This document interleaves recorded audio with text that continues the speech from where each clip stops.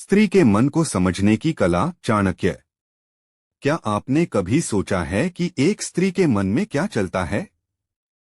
क्या वह सिर्फ बाहरी खूबसूरती के कारण ही आकर्षक होती है, या उसके भीतर कुछ और गहरे राज होते हैं जिन्हें समझना जरूरी है? आज हम जानेंगे कि कैसे चाणक्य की नीति के जरिए हम स्त्री के मन को समझ सकते हैं, और वह भी बिना किसी भ्रम के। चाणक्य ने जो सिद्धांत दिए वो न केवल राजाओं के लिए थे, बल्कि हमारे रिश्तों को भी सशक्त बना सकते। एक युवा और उसकी पत्नी का रिश्ता, जिसमें प्यार तो था लेकिन समझ की कमी थी। हर दिन की छोटी छोटी बातों में वह दोनों एक दूसरे से दूर होते जा रहे थे। युवक सोच रहा था, क्या वह उसे अब पहले जैसा नहीं समझ पाता? एक दिन वह चाणक्य की नीति पढ़ता है और उसमें एक बहुत महत्वपूर्ण संदेश मिलता है। स्त्री का मन न समझ पाना एक बड़ी भूल है, लेकिन इसे समझने का तरीका है धैर्य और सही समय का चुनाव। यह विचार उसे आश्चर्यचकित करता है और उसे समझ में आता है कि स्त्री के मन की गहराइयों में छुपी भावनाओं को समझने के लिए बस एक छोटा सा कदम उठाना जरूरी था, सही समय पर, सही शब्दों में।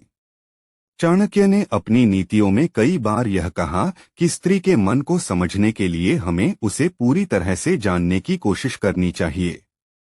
उनका कहना था, स्त्री का मन एक नदी की तरह है जो शांत दिखता है, लेकिन अंदर गहरे तूफान चल रहे होते हैं।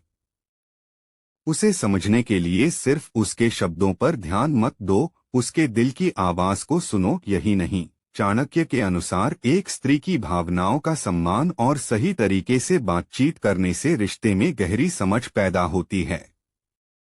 उन्हें कभी यह महसूस न होने दें कि उनका दिल और भावनाएं महत्वहीन हैं। आज से हम अपने रिश्तों में चाणक्य की इन नीतियों को अपनाकर स्त्री के मन को समझने की कोशिश करें। कभी कभी हमें सिर्फ थोड़ा समय और सही दृष्टिकोण चाहिए होता है। जब हम एक दूसरे की भावनाओं को समझने की कोशिश करते हैं, तो हम न सिर्फ अपने रिश्ते को मजबूत करते हैं, बल्कि एक बेहतर इंसान भी बनते हैं। तो अगली बार जब आप किसी स्त्री के साथ बैठें, ध्यान से सुनें, समझें और देखें कैसे आपका रिश्ता और भी मजबूत होता है।